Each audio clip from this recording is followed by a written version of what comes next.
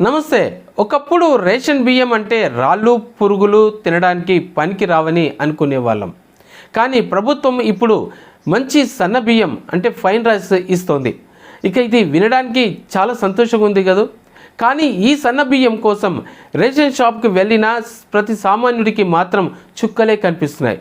సర్వర్లు అస్సలు పనిచేయవు, వేలిముద్రలు పడవు. ఇవన్నీ దాటి బియ్యం తెచ్చుకుంటే అమ్మితే కార్డు క్యాన్సిల్ అని ఒక స్పెషల్ వార్నింగ్ వస్తుంది.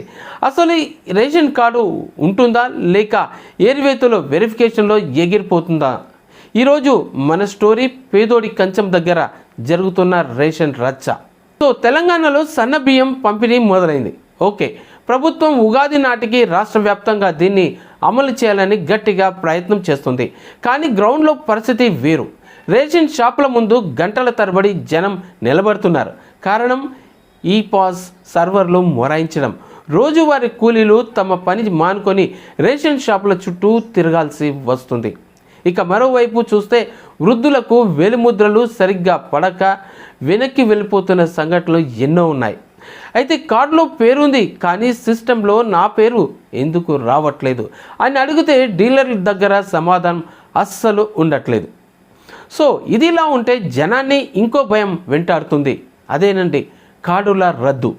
గతంలో లక్షలాది కార్డులను పీడిఎస్ సిస్టంకు ఆధార్ను లింక్ చేసి బోగస్ కార్డులు ఉన్నాయంటూ తొలగించేశారు. సో ఇప్పుడు కొత్త కార్డుల వెరిఫికేషన్తో తమ కార్డులు ఎక్కడ తీసేస్తారో అని జనం ఒకంత భయపడుతున్నారు.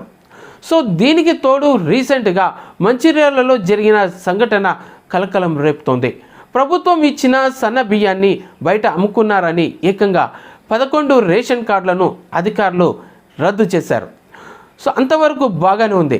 బియ్యం పక్కదారి పట్టడం తప్పే, కానీ అవసరం ఉండి 1-2 కేజీలు అమ్ముకుంటే కార్డు తీసేస్తారా అని జనం ప్రభుత్వాన్ని నేరుగా ప్రశ్నిస్తున్నారు. సో ఫ్రెండ్స్, ఇక్కడ మనం 2 లాజిక్స్ ఆలోచించాలి. అదేంటంటే ప్రభుత్వం సన్న బియ్యం ఇస్తోంది, గొప్ప నిర్ణయం. కానీ అది ప్రజలకు ఇబ్బంది లేకుండా అందాలి కదా. ఆ సర్వర్లు బాగు చేయడానికి ఎన్నేళ్ళు పడుతుంది? ఆ డిజిటల్ ఇండియా అని అంటాం, కానీ రేషన్ కొట్టుకాడ ఆ నెట్వర్క్ ఎందుకు పనిచేయదు? సో రేషన్ కార్డు అనేది కేవలం బియ్యం కోసం కాదు, ఆరోగ్యశ్రీ, ఫీజు రీయింబర్స్మెంటు, ఇలా ఇంట్ల స్థలాలు, ఇలా ప్రతి పథకానికి అదే ఆధారం. ఒక చిన్న తప్పు చూపించి కార్డు క్యాన్సిల్ చేస్తే ఆ పేద కుటుంబం బతుకు ఏమవ్వాలి? అక్రమార్కులను పట్టుకోండి, కానీ సిస్టమ్ లోపాల వల్ల సామాన్యుడిని బలి తీసుకోకండి.